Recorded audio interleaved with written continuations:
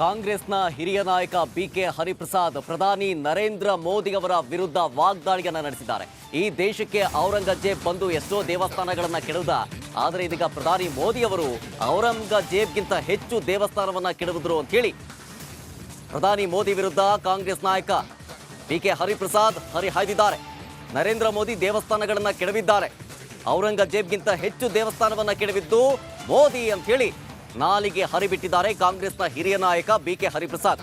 ಇದರ ಜೊತೆಗೆ ಉತ್ತರಾಂಚಲದ ಶಂಕರಾಚಾರ್ಯರ ಮಾತಿಗೆ ಉತ್ತರವನ್ನ ಕೊಡ್ಲಿ ಅವರು. ಅಯೋಧ್ಯೆಯಲ್ಲಿ ನಡೀತಾ ಇದೆಯಲ್ಲ ಜನವರಿ 22ನೇ ತಾರೀಕು, ಅದು ಧಾರ್ಮಿಕ ಕಾರ್ಯಕ್ರಮ ಅಲ್ಲ, ರಾಜಕೀಯ ಕಾರ್ಯಕ್ರಮ. ಅವತ್ತು ಅಲ್ಲಿ ಧಾರ್ಮಿಕ ಕಾರ್ಯಕ್ರಮ ನಡೆಯೋದಿಲ್ಲ, ಅದೊಂದು ರಾಜಕೀಯ ಕಾರ್ಯಕ್ರಮ ಅಂತ ಹೇಳಿ ಹರಿಹಾಯ್ದಿದ್ದಾರೆ ಕಾಂಗ್ರೆಸ್ನ ಹಿರಿಯ ನಾಯಕ ಬಿಕೆ ಹರಿಪ್ರಸಾದ್.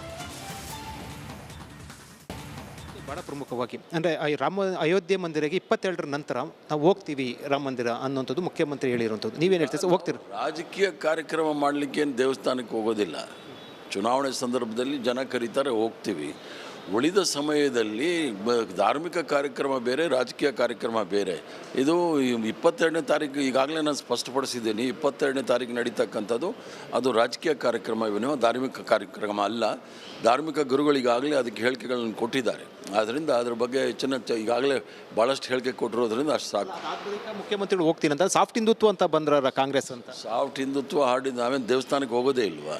ಏನು ಗುತ್ತಿಗೆ ತಗೊಂಡಿದ್ದಾರೆ? ದೇಶ ತುಂಬ ಇರ್ತಕ್ಕಂಥ ಭಾರತೀಯ ಜನತಾ ಪಾರ್ಟಿ ಜನಸಂಘದ ಇತಿಹಾಸ ಕೇವಲ 50 ವರ್ಷ, ಭಾರತೀಯ ಜನತಾ ಪಾರ್ಟಿ ಇತಿಹಾಸ 40 ವರ್ಷ, ಈ ದೇಶದ ಇತಿಹಾಸ 5000 ವರ್ಷ. ಅದಕ್ಕಿಂತ ಮೊದಲು ನಾವು ಯಾರೂ ಸಹ ದೇವಸ್ಥಾನಕ್ಕೆ ಹೋಗ್ತಾ ಇರಲಿಲ್ವಾ? ಅಥವಾ ಸ್ವತಂತ್ರ ಬಂದ ನಂತರ ನಾವು ಯಾವ ದೇವಸ್ಥಾನನ ಕೆಡವಕ್ಕೆ ಹೋಗಿದ್ವಿ? ಉತ್ತರಾಂಚಲಲ್ಲಿ ಇರ್ತಕ್ಕಂಥ ಶಂಕರಾಚಾರ್ಯ ಹೇಳೋರ ಪ್ರಕಾರ ಅತ್ಯಂತ ಔರಂಗಜೇಬ್ಗಿನ ಜಾಸ್ತಿ ದೇವಸ್ಥಾನ ಕೆಡವಿರೋದು ನರೇಂದ್ರ ಮೋದಿ ಅವರಂತ ಶಂಕರಾಚಾರ್ಯ ಹೇಳಿದ್ದಾರೆ. ಅದಕ್ಕೆ ಉತ್ತರ ಕೊಡಲಿ. ಮಸೀದಿಗಳನ್ನ ಸರ್ವೆ ಮಾಡಬೇಕು ಅಂತ ಒಂದು ಆಗ್ರಹ ಬಿಜೆಪಿ ಅಂದರೆ ಮಸೀದಿಗಳು ಕೆಡವಿ ಪ್ರಶ್ನೆ. ಅದಕ್ಕೆ ಸಂವಿಧಾನದಲ್ಲಿ ಚೌಕಟ್ಟಿನಲ್ಲಿ ನಮ್ಮ ಎಲ್ರಿಗೂ ಸಹ ಅವರವ್ರ ಹಕ್ಕಿದೆ.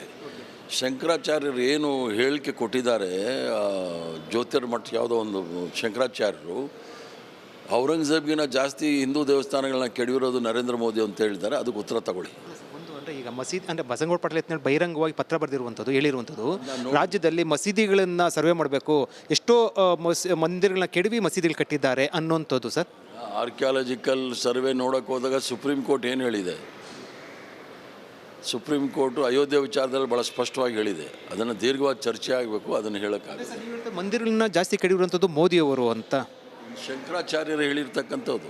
ಜ್ಯೋತಿರ್ಮಠ ಶಂಕರಾಚಾರ್ಯರು ಸ್ಪಷ್ಟವಾಗಿ ಹೇಳಿದ್ದಾರೆ, ಔರಂಗಜೇಬ್ಗಿನ ಜಾಸ್ತಿ ಮಂದಿರವನ್ನು ಕೆಡವಿರ್ತಕ್ಕಂಥದ್ದು ನರೇಂದ್ರ ಮೋದಿ ಅವರಂತ. ಅದಕ್ಕೆ ಉತ್ತರ ಕೊಡೋಕೆ ಹೇಳಿ ಸರ್. ಅಂದರೆ ಉತ್ತರ ಕೊಡೋಕೆ ಹೇಳಿ. ಶಂಕರಾಚಾರ್ಯರಿಗೆ ಹೇಳಿರೋದು, ಅದಕ್ಕೆ ಉತ್ತರ ಕೊಡೋಕೆ ಹೇಳಿ. ನಾನು ಹೇಳಿರೋದಲ್ಲ, ಅದು ಶಂಕರಾಚಾರ್ಯ ಹೇಳಿರೋದು. ಅದಕ್ಕೆ ಉತ್ತರ ಕೊಡೋಕೆ ಹೇಳಿ ನರೇಂದ್ರ ಮೋದಿ. ಮತ್ತೊಂದು ಭಾಳ ಪ್ರಮುಖವಾಗಿ ಅಂದರೆ ಅಯೋಧ್ಯೆ ಮಂದಿರಕ್ಕೆ 22ರ ನಂತರ ನಾವು ಹೋಗ್ತೀವಿ ರಾಮ ಮಂದಿರ ಅನ್ನೋಂಥದ್ದು ಮುಖ್ಯಮಂತ್ರಿ ಹೇಳಿರುವಂಥದ್ದು. ನೀವೇನು ಹೇಳ್ತೀವಿ ಸರ್? ಹೋಗ್ತೀವಿ?